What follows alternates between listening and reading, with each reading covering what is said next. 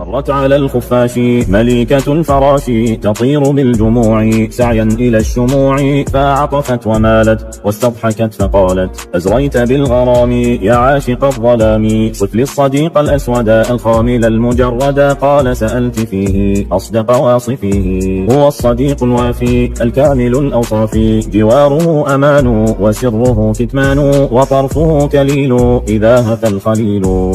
يحنو على العشاق يسمع للمشتاق، وجملة المقال هو الحبيب الغالي. فقالت الحمقاء وقولها استهزاء: أين أبو المسك الخصيد الثمن المسترخص، من صاحب الأمير الظاهر المنير، إن عد في من أعرف أسمو به وأشرف، وإن سئلت عنه وعن مكاني منه أفاخر الأتراب وأنثني إعجابا. فقال: يا مليكة وربة الأريكة، إن من الغرور ملامة المغرور، فأعطني قفاك وامضي إلى الهلاك.